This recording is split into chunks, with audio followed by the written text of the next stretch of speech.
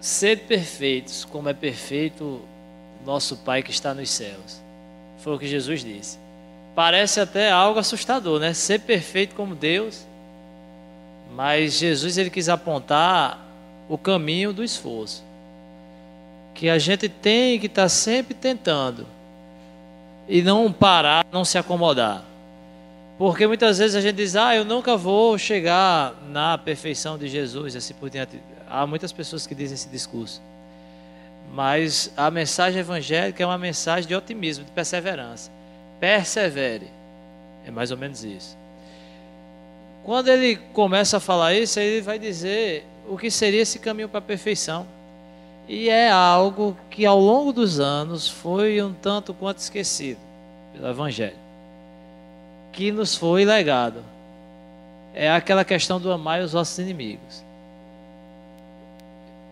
O amar os vossos inimigos ficou um pouco esquecido ao longo dos séculos depois do cristianismo. Que é essa sequência de você alcançar essa perfeição moral. Porque você amar o inimigo não é muito simples. De Jesus ele vai dizer, olha, ama teu inimigo, bendiz quem fala mal de você, ora pelos que perseguem e te caluniam. Então, isso é no mínimo um tanto quanto difícil. Eu lembro uma vez, eu achei interessante, uma amiga, lá em Natal, no Centro Espírita, uma pessoa muito necessitada, que fazia parte da evangelização. A característica do centro é que era a evangelização de crianças carentes. O centro estava inserto numa comunidade bem necessitada e as crianças iam por conta do lanche. E era muita gente na evangelização, né? As crianças foram crescendo, os nossos evangelizandos, e uma das jovens que nós evangelizávamos engravidou aos 13 anos de idade. Grávida, uma das evangelizadoras, né, com todo carinho, fez aquele esforço. E alguém deu uma coisa, deu outra, saíram juntando. E na hora de entregar, feliz da vida, né? Ali tinha um sacrifício pessoal, porque a evangelizadora também não tinha essas questões, essas condições inteiras. E todo mundo ajudou de uma certa forma. Ao receber, a mãe da menina disse, coisa pobre. E eu vi que a nossa amiga ficou um pouco abalada. Eu digo, olha, lembra sempre que o benefício pago com a ingratidão é muito bom. Nós, sendo espíritas, ficamos felizes mesmo com isso.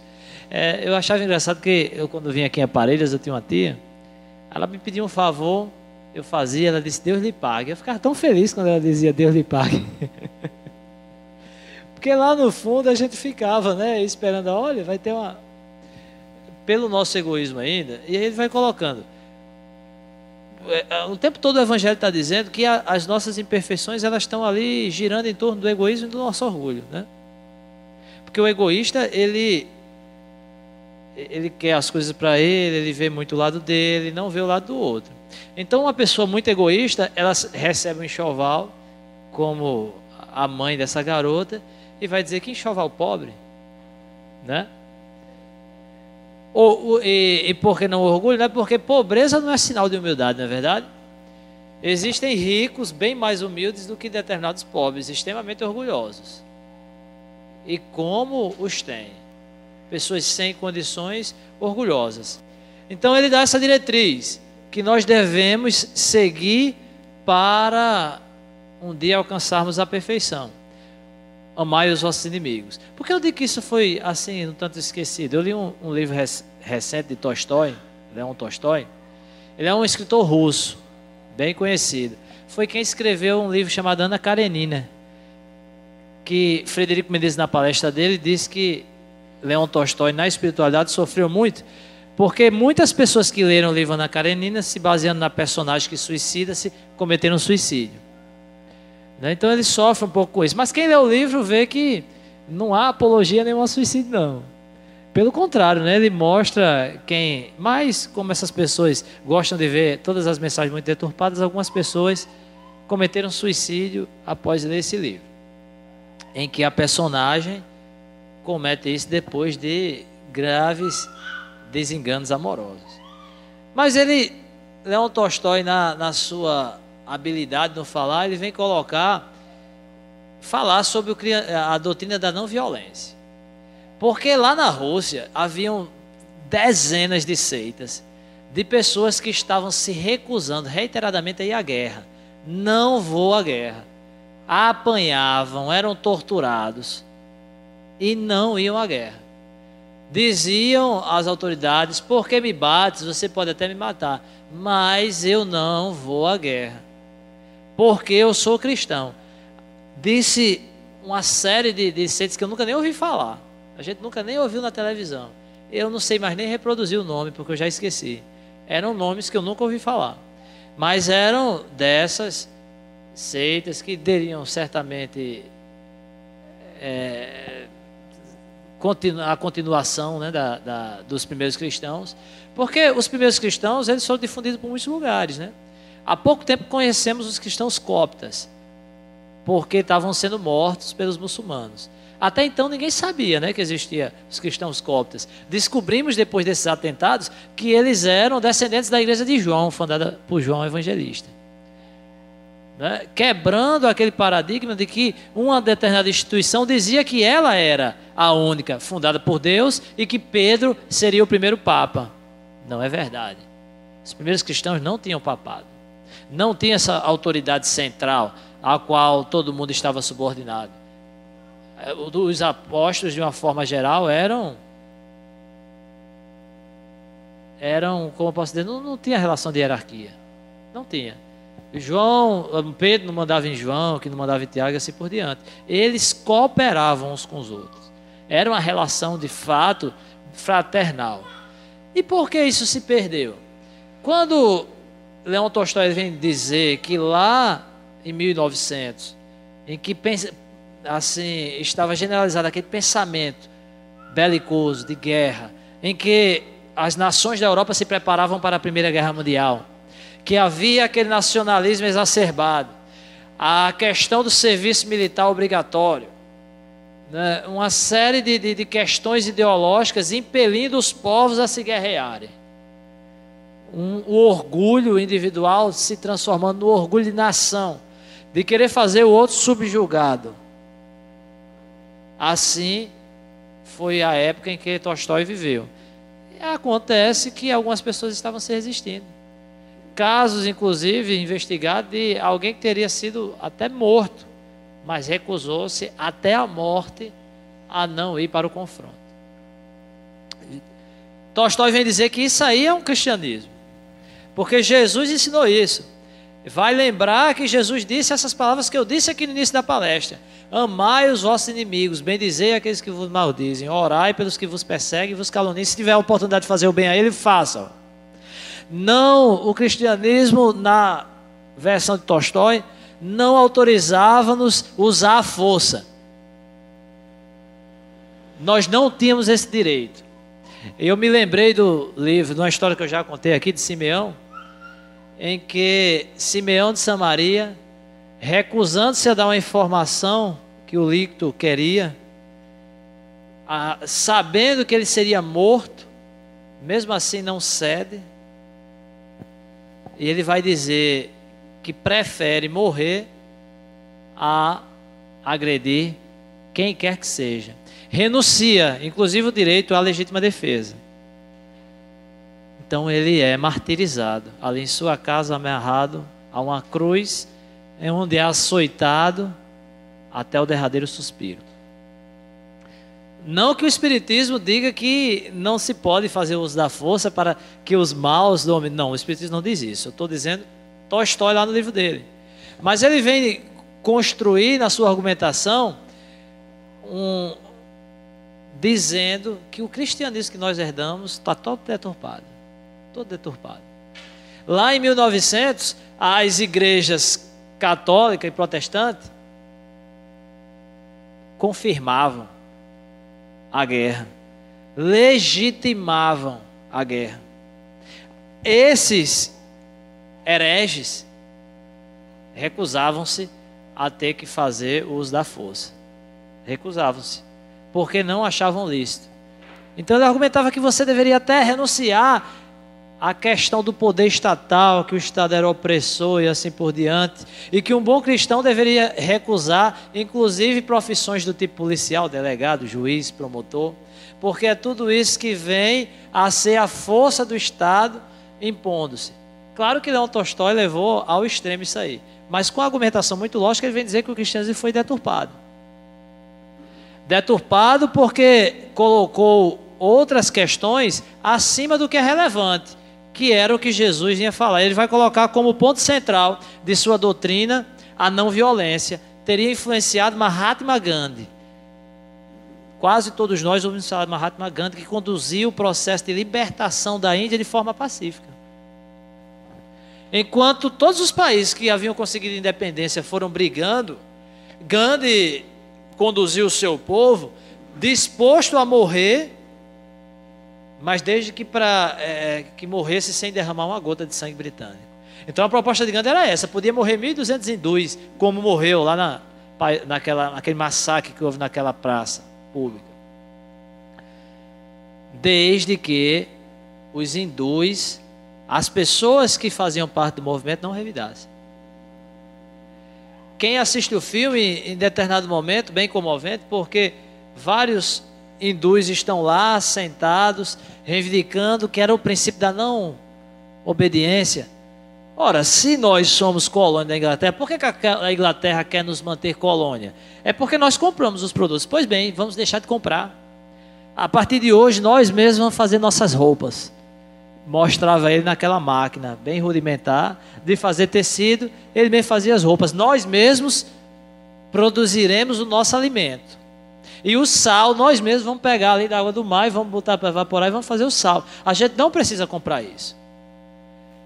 Então não havia sentido. Em um determinado momento ele convocou que todos parassem, foram para aquela praça, receberam ordem de retirada do exército britânico. Não obedeceram. Por mais uma vez, saiam todos, senão nós vamos atirar. Não obedeceram. O general mandou atirar. 1.200 hindus mortos naquele massacre que entrou para a história. E deixou a Inglaterra tão envergonhada que ela acabou cedendo e dando a liberdade à Índia. Tão grande foi a repercussão em nível internacional desse massacre, uma vez que aquelas pessoas estavam ali reivindicando pacificamente, não faziam mal. Estavam vivendo o princípio da não violência. Aquilo que Tolstói viu lá nos ensinamentos de Jesus e colocou como mais importante, que o Evangelho segundo o Espiritismo vem colocar no centro das atenções, porque o capítulo que estamos falando é Sede Perfeitos, e inicia justamente com essa passagem. O princípio, como diz Geraldo aqui, do ahimsa, né? Não violência. Obviamente que Gandhi, ele não foi um discípulo de Tolstói. Tinha também no arcabouço religioso hindu o ahimsa e assim por diante. Mas essa questão da não violência foi uma idealização, da não obediência pacífica, foi uma idealização de Leão Tolstói, que nos seus discursos ele queria impelir as pessoas a resistir a não ir à guerra. Ele queria fazer com que as pessoas não fossem à guerra, mostrando que aquelas pessoas que iam à guerra e matavam o seu irmão, elas estavam ferindo de morte os ensinamentos do Evangelho de Jesus. Então, mais na frente um pouco, ele vem nos lembrar aquela parábola em que Jesus ensina que o semeador saiu a semear. Semeando, joga aquelas sementes que caem à beira do caminho, os pássaros vêm e comem. Lá na frente ele vem dizer, olha, as pessoas que escutam o Evangelho, mas não dão muita importância não. Aí vem o espírito maligno e arrebata essa explicação de Jesus. Não conseguem transformar em atitudes práticas da sua vida de mudança pessoal. Simplesmente ouvem. Mas o semeador continua semeando e alguma das sementes cai em terreno pedregoso. Como o terreno é pedregoso, não tem muito espaço para nascer a raiz, mas a semente nasce logo. Só que quando nasce, o sol queima. Né? Então lá na frente Jesus vai dizer que essas pessoas são aquelas pessoas que de fato ouvem e até ouvem com entusiasmo e com alegria. Mas aí, por outras questões, simplesmente não produzem, morrem. Há também aquelas que caem no meio dos espinhos, só que os espinhos crescem mais rápido do que aquelas sementes. E então os espinhos as sufocam e elas morrem também. São aquelas pessoas que ouvem, mas estão tão preocupadas em trabalhar, em ganhar muito dinheiro, em ter 10, 15, 20 empregos, em correr atrás do supérfluo e não transformam em atitudes práticas. Mas há aquela semente que cai em terra boa. E essa semente vai produzir 100 por 1, 500 por 1, 200 por 1. Vai produzir muito. É a pessoa que escuta o Evangelho, compreende a profundidade, compreende as consequências morais e muda radicalmente sua vida. É aquele que poderá dizer que quando conheceu Jesus, ele nunca mais foi o mesmo, porque Jesus ele tem o poder de transformar e mudar a nossa vida de uma forma tal que nós não mais seremos os mesmos. Pois se nós estamos aqui e continuamos sendo os mesmos, pense bem, você ainda não encontrou Jesus. Se os seus ideais são os mesmos, se a sua vida é completamente a mesma, você ainda não conheceu Jesus na profundidade. Allan Kardec ele vai discutir e mostrar essas sementes que caiu no meio dos espinheiros do Pedro Gomes. Não será aquele pessoal que veio para o Espiritismo, chegou aqui, conheceu a doutrina espírita, instigado apenas pelo fenômeno? Está ali o fenômeno, os efeitos, efeito físico, como Oliveira disse. Se eu dissesse, olha, domingo vai ter uma reunião e Bezerra de Menezes vai se materializar aqui, ia chover de gente, né? E se dissessem que ia acontecer isso lá no Chile, eu ia arrumar dinheiro e eu ia também. Para ver essa materialização. Mas o que é que acontece? Há pessoas que estão aí, vê o fenômeno, mas não muda nada. Continua falando mal das pessoas. Ele escuta toda palestra que pensamento é poder, que pensamento constrói, que o nosso pensamento se irradia, impregnando as pessoas, objetos, e até o planeta Terra, de uma forma geral, juntando todos esses pensamentos. Ele aprende isso. Mas ele continua emitindo ódio, raiva, revolta. E o pior, ele não se contenta com esse seu pensamento de ódio e revolta, ainda contamina os outros e impele os outros a pensar dessa forma também. Eu acho interessante que às vezes eu vou na casa do meu sogro, vai em Natal, e ele é o tempo todo assistindo aquele programa de Datena, e é um programa também de patrulha da cidade, de negócio de polícia, né? Que tem um papinha. A pessoa que liga aquilo ali, eu disse a ele, eu digo, você está se intoxicando, eu acho que você está... Porque ele instiga a revolta, ele instiga o ódio. É o tempo todo instigando. Quando pensar que não, se você não tiver muito armado, aí você está reproduzindo. É para matar mesmo. Oh, o cara desse é para... Pronto. Daqui a pouco você está reproduzindo sem saber. E quantas vezes eu não vi espíritas promoverem esse discurso, inclusive dentro do centro espírita, antes da palestra e depois da palestra. Vamos perceber que Jesus ele precisa entrar em nossas vidas para nos transformar e transformar nossos pensamentos. Porque a partir de agora nós não podemos mais dizer que não sabíamos. Porque todo dia, todo palestrante está aqui dizendo, pensamento é força construtiva ou destrutiva. Se nós pensamos com raiva, vamos impregnar o ambiente e as pessoas ao nosso redor. Se nós pensamos com desânimo, nós desanimaremos as pessoas em nossa volta. É por isso que é importante a gente estar com aquela automotivação. Porque no ambiente terrestre é natural que de vez em quando a gente esteja para baixo, estejamos tristes, desestimulados. Isso é bem natural. Porque a energia da Terra é essa mesmo. O que as pessoas estão impregnando a atmosfera da Terra é isso. É desânimo, é raiva, é revolta, egoísmo, orgulho. Há uma tendência natural de nos tornarmos tristes. Mas eu gostaria de dizer que não se sinta privilegiada aquela pessoa que é triste. Porque a diferença da pessoa triste, da pessoa feliz, é só uma. É porque a pessoa feliz está comprometida com sua automotivação. Ela luta contra essa tendência triste que todos nós temos. Ela luta arduamente.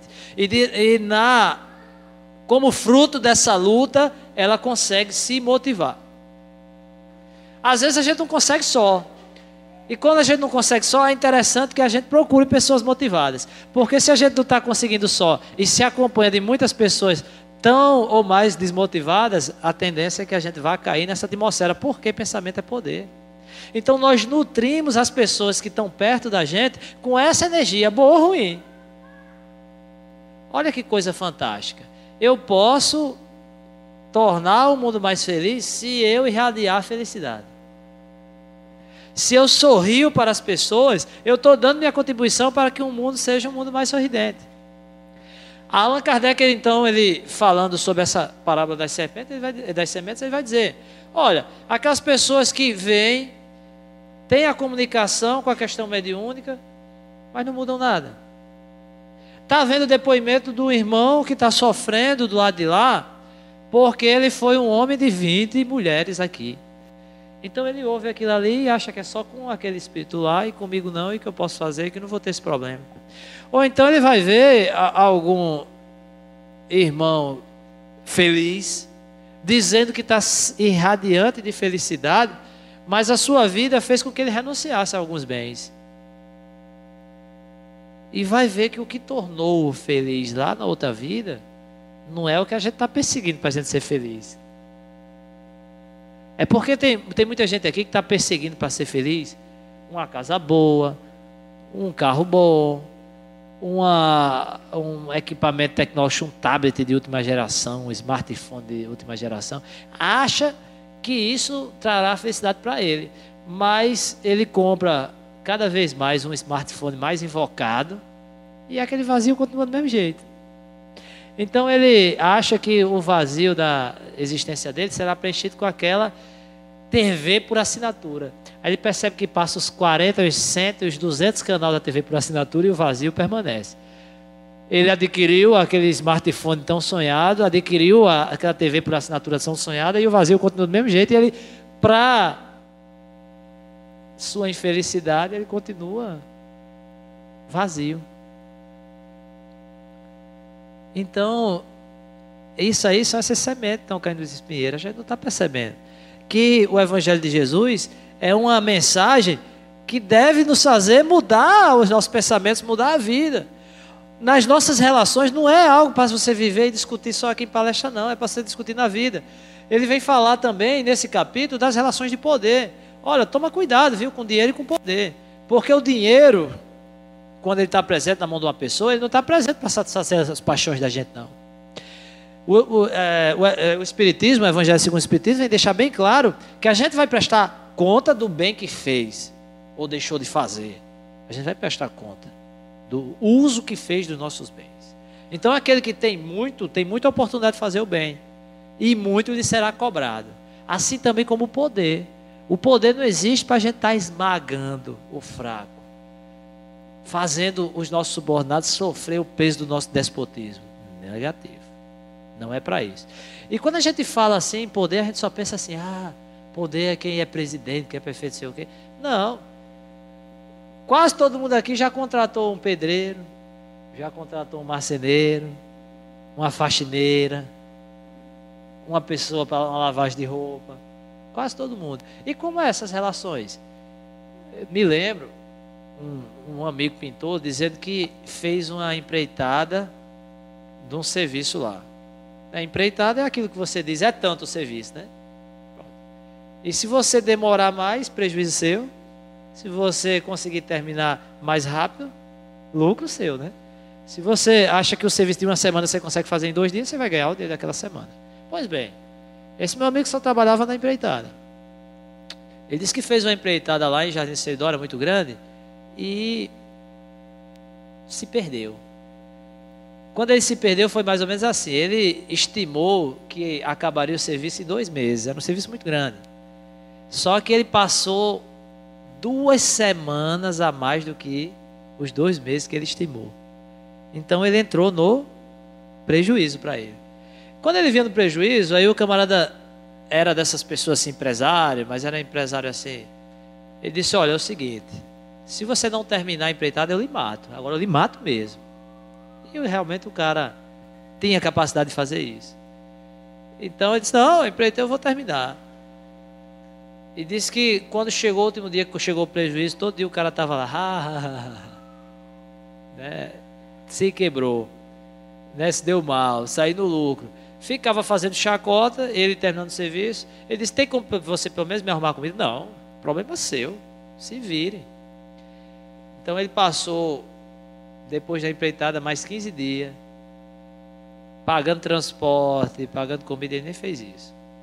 Aí eu pergunto, isso é cristão? Será que nós faríamos diferente? É algo para a gente pensar, como seria essa relação? Será que quando eu quero que alguém venha fazer algo para mim, eu exploro ao extremo? Ou a gente tenta chegar naquilo que seria um valor justo? Ou será que eu estou querendo explorar mesmo, ao máximo? Porque a gente fala, né? O cristianismo não é para ser só discurso, não. É para ser uma vivência. No meu trabalho, eu percebo que o poder existe, se eu tiver uma opção de poder, porque tem os 2 lados da moeda que eu vou mostrar daqui a pouco, é do subordinado. Mas você está na situação de poder. Será que é para você tornar as coisas difíceis e dificultar? Ou o poder é para facilitar?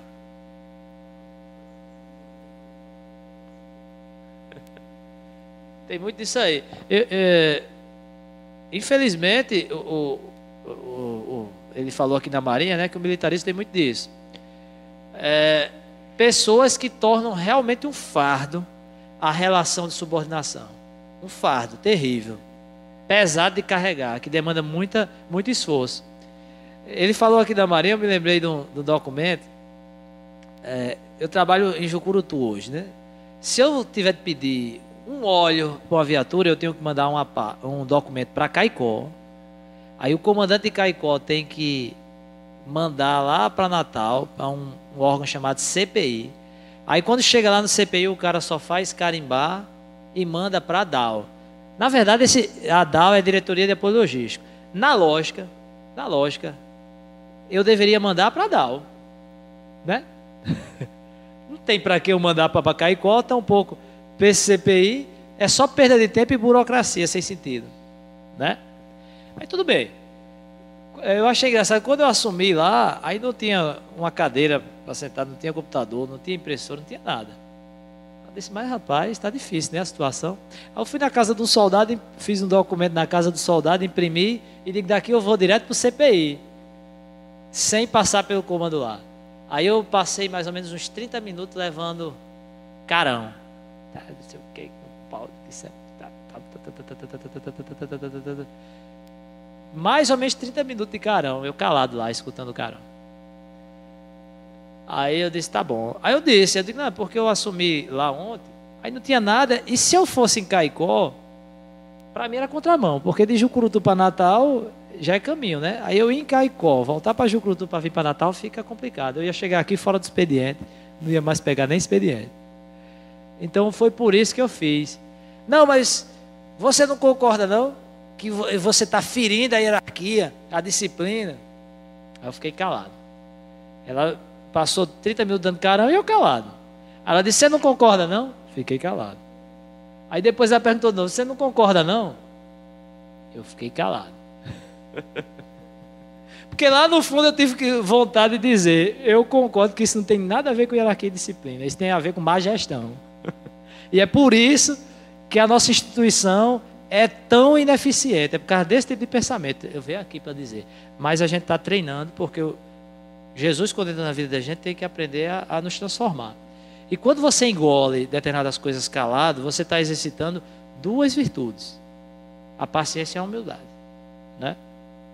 A paciência e a humildade. Então, a gente tem que aprender isso em todos os lugares. E o que é que eu vi muito acontecer? A pessoa sofria isso e fazia os outros sofrer. Não, eu passei por isso, eu faço também, eu também passei por isso. Eu digo, pois eu penso completamente diferente. Se eu passei e não gosto, eu não vou fazer de jeito nenhum.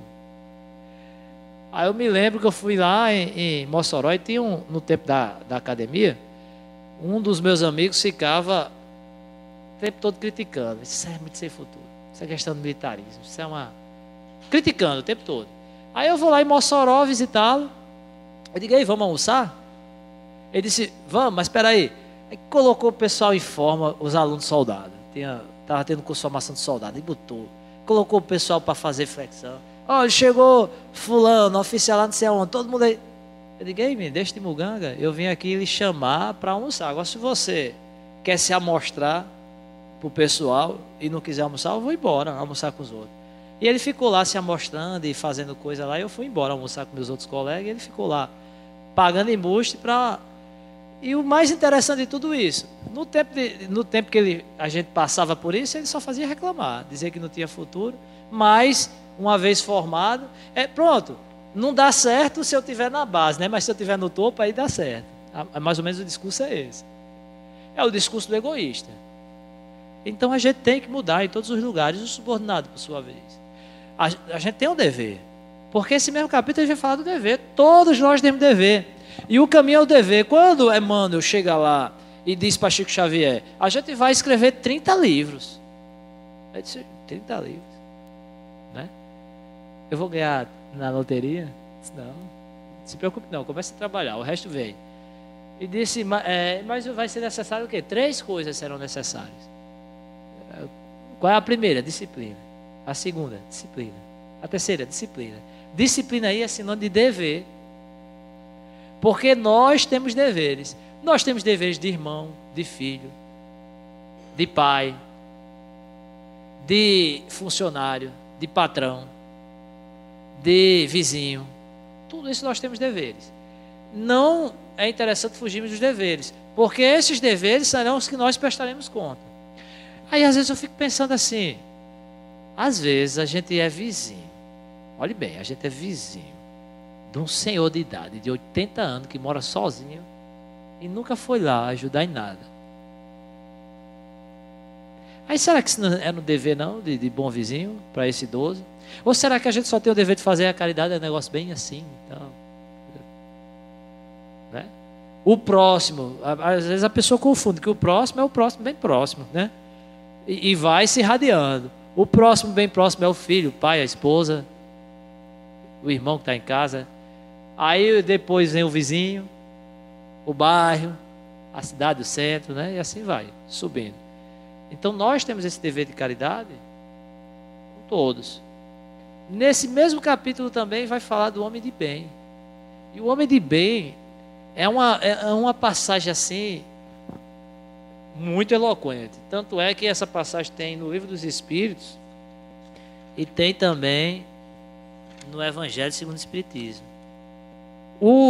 Quando ele fala do homem de bem, ele vai dizer que é aquele que pratica o dever de justiça, de amor e de caridade, com bastante empenho, da sua forma mais sublime. Vai colocar que quando ele é patrão, ele vai ser bom para os seus funcionários. Ele vai usar o seu poder para motivar essas pessoas, para fazê-las sentir-se importantes, e não para humilhar, para diminuí-las, para ferir-lhes o amor próprio. Também vai chamar a responsabilidade de quando a gente está numa situação de subalternidade, que nós devemos ter de cumprir aquele dever. Lá na evangelização diz assim, ó, não roubar. Quando a gente vai dar aula de não roubar, a gente diz que você trabalhar menos do que deveria, estudar menos do que deveria, tudo isso é roubar. Você está roubando seu patrão quando você trabalha, produz menos do que deveria produzir. Está roubando, né? Então, o homem de bem, ele investiga a sua consciência todos os dias. Quando ele vai dormir, ele vai lá. Será que tem alguém que tem algo a se queixar de mim? Será que eu fiz mal a alguém? Será que eu fiz todo o bem que estava ao meu alcance? Eu usei bem a palavra, usei bem o discurso.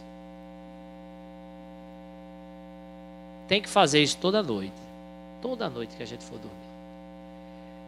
Além de tudo isso, ele sabe que o dinheiro, que a fortuna, o poder, são empréstimos que Deus colocou em nossas mãos, mas que nos será cobrado. Nos será cobrado. Não é? Ele vai falar um pouco também nessa questão do dever, dessa necessidade que a gente tem de nesse nosso exame de consciência, perceber para que a gente veio aqui. Todos nós temos coisas que a gente veio para cá. Mas como é que a gente vai fazer isso? Com esse exame de consciência, quando a gente se espiritualiza. Quando a gente começa esse processo de olhar para dentro. O que é que me faz me sentir mal? Por que quando eu faço isso eu me sinto mal? Por quê? Eu estou me sentindo mal agora. E o que é que será que eu fiz? Esse exame de consciência. O que será que eu fiz? Às vezes a gente está se sentindo mal porque a gente não usou legal o discurso. Ou porque a gente não fez o bem que a gente poderia fazer.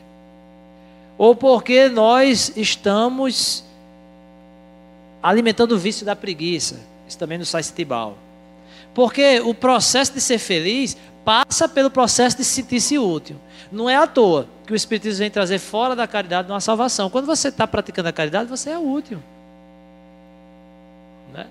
E quando Allan Kardec vem dizer ali, quantas oportunidades a gente não está aqui e não deixa passar? Como aquelas sementes que caíram na beira do caminho. Quantas oportunidades de fazer o bem e a gente simplesmente não deixa essas oportunidades passarem. Quantas oportunidades de nós irmos de encontro a essas nossas imperfeições, egoísmo, o orgulho. Quantas oportunidades? Depois de amanhã vai ter uma oportunidade dessa, a campanha da fraternidade, que vai estar todo mundo. E o interessante de tudo isso é porque, sabe quando vem aquelas questões das manifestações, das mesas girantes, das manifestações materiais, aquele alvoroço. O espiritismo, todo mundo era moda, assunto em todo canto. E da mesma forma, às vezes, olha só que novidade, olha só o que está acontecendo e tal, e daqui a pouco vem os pássaros e come, como Jesus disse. Quantos de nós não somos assim? Só euforia, fogo de palha, que não persevera. A perseverança que Jesus diz no Evangelho, quem vem dizer isso é aquele,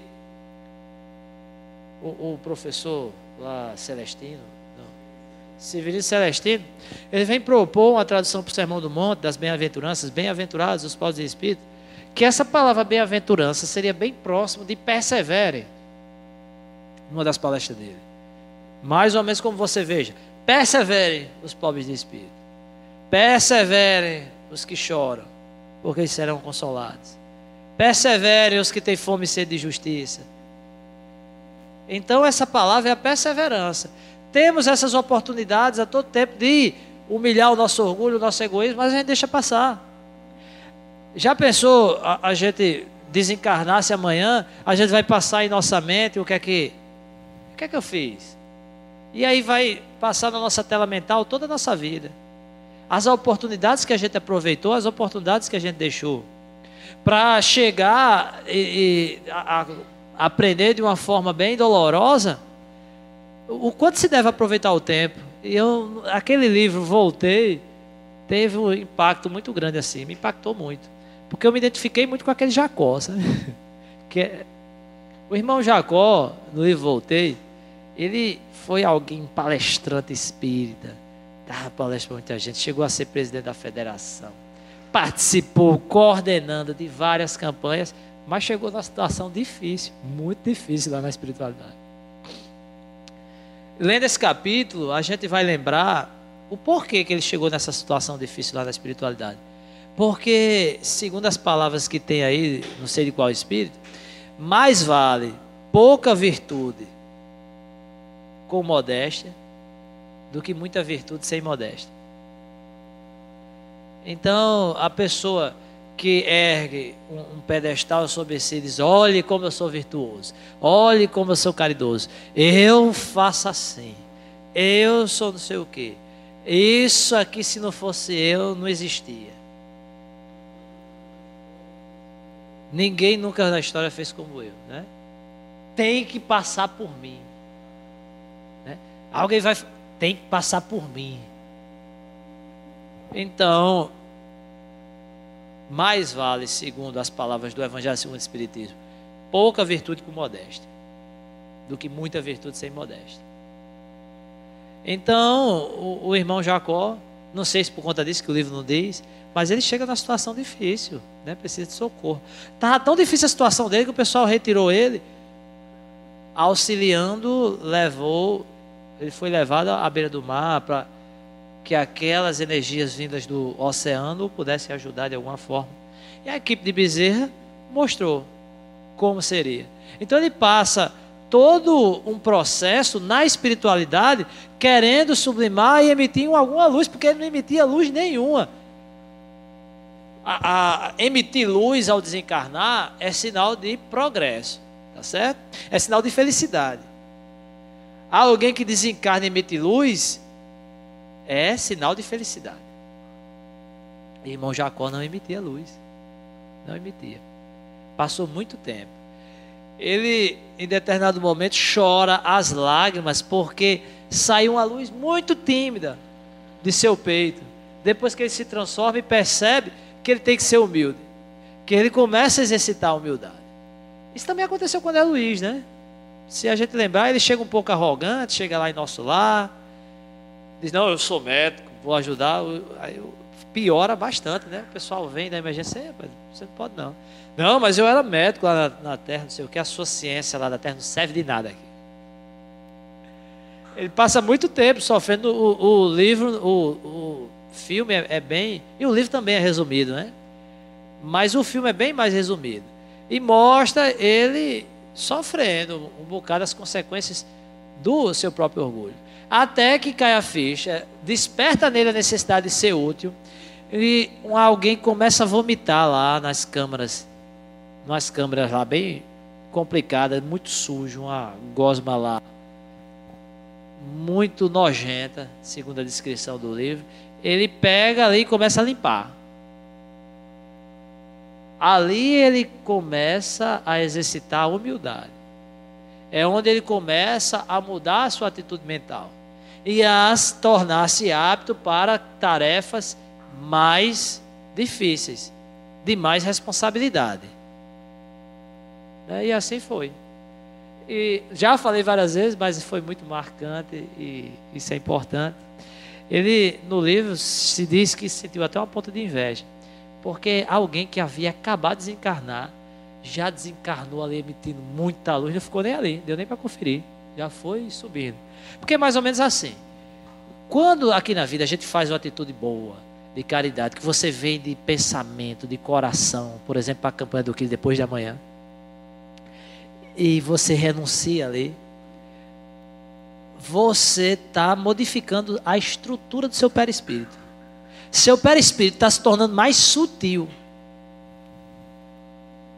Quando ele se torna mais sutil, mais leve, você desencarna, existe uma possibilidade. Eu não estou dizendo que quem vier depois de amanhã para a campanha do Quilo já vai desencarnar emitindo luz, não, tá certo? Mas se você consegue, de mente e coração, fazer isso, por amor mesmo, você está ali pensando nas pessoas que você está ajudando. Existe a possibilidade do seu perispírito, é mais leve, subir. Porque as regiões umbralinas mais pesadas são as mais perto da Terra. Quanto mais perto da Terra, mais sofrido, mais feio. Por causa dessas ondas mentais de quem vive aqui. E as colônias melhoradas, o nosso lar está no umbral, mas está um pouco distante da Terra. Como está um pouco distante da Terra, é um pouco melhorado. Aí essa mulher desencarna e já, enquanto o irmão Jacó precisava do auxílio, da impulsão de Bezerra de Menezes para poder levitar, a pessoa já saiu lá, saindo, levitando, indo para outro canto, não deu nem para conferir, irradiando. Ele disse que sentou a ponta de inveja. Vai perguntar o que foi que houve, o que é que essa pessoa fez para já desencarnar desse jeito. Ele vai dizer: olha, ela foi mãe de 5 filhos. Não fez nada de muito mais, ela os amou muito. Suportou muito, exercitou muita paciência. Desenvolveu as virtudes. Porque o que vai emitir a luz em nossa alma são as virtudes desenvolvidas. Se você consegue escutar uma quantidade grande de insultos e não revidar, parabéns, você já conquistou uma virtude. Ela está um pouco desenvolvida. Mas se você não leva desaforo para casa, e se uma pessoa diz uma, você diz duas, muito cuidado, você precisa mudar. Se você acha que você é melhor do que os outros, que o que você faz é mais bem feito do que os outros, cuidado. Você vai aprender que não é melhor do que os outros, e o que você faz não é melhor do que o que os outros fazem, da pior forma. Mas se você, por mais que se esforce, percebe que você precisa melhorar mais ainda, que você tem muitos defeitos, e esses defeitos você precisa se esforçar bastante para superá-los, parabéns, é sinal que você já está exercitando um pouco a humildade. Porque a humildade é você reconhecer as qualidades que você tem, mas reconhecer os pontos que você precisa melhorar. E você não está se comparando com os outros. Porque se comparar com os outros é coisa do orgulhoso. O orgulhoso, ele gasta tanta energia querendo se sustentar no pedestal que ele está, que ele sofre. Ele quer mostrar o que não é. E para encerrar, eu só me lembro, no tempo eu estava na academia, aí a gente foi fazer no tempo do curso de formação, foi fazer uma travessia. Ele disse, olha, só vai para a travessia quem sabe nadar. Quem não sabe, fica aí, não venha não. Fica aí tomando banho de praia. Aí, acaba orgulhoso, né? Eu sei nadar. Eu vou. A travessia era 1 quilômetro, assim, no alto mar, né? Não tinha equipamento, não tinha lancha acompanhada. Era para ir quem soubesse nadar. Só que eu não sabia nadar, quanto eu achava que sabia. É a questão do orgulhoso, né? Ele acha que sabe, mas ele não sabe. Então eu achava que sabia nadar. Só que quando eu via que o pessoal estava nadando muito mais rápido, eu ficando para trás e cansando e tal, eu digo, não, eu vou voltar enquanto eu ainda tenho disposição. Começa a nadar. Só que para eu chegar na zona de arrebentação, que é onde se forma as ondas, a gente estava muito longe da zona de arrebentação. Quando eu vou chegando perto, que é onde as ondas se formam, aí eu resolvi dar um tiro, nadar bem rápido para chegar no raso. Quando você dá um tiro, você cansa, falta fôlego. Aí quando eu procurei chão, não achei. Me desesperei, pedi socorro, né? Por um milagre eu não morri. Graças a Deus eu não morri naquele dia. Aprendi uma grande lição, né, que é você não se achar mais do que a sua força, que é a questão do orgulhoso, né? Que é a questão do orgulhoso. Então hoje, quando alguém diz, olha, tem que fazer tal coisa assim, aí você tem, diz, rapaz, isso aí eu acho que fulano é melhor do que eu. Aprendi.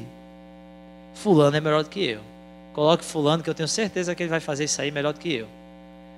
Se eu delego para alguém fazer algo, essa pessoa vai fazer diferente do que eu faria.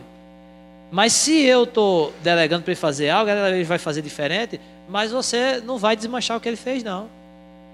Porque é você que tem que mudar. As pessoas não têm que fazer as coisas do jeito que você quer, não. É você que tem que aceitar as pessoas fazerem as coisas do jeito que elas fazem. Se você está se incomodando, está sofrendo porque as pessoas não fazem do jeito que você quer, cuidado. Isso é o início de uma grave doença. E essa doença tem suas raízes lá no orgulho. E é essa a mensagem. É essa a mensagem. Que nós devemos desenvolver essa humildade.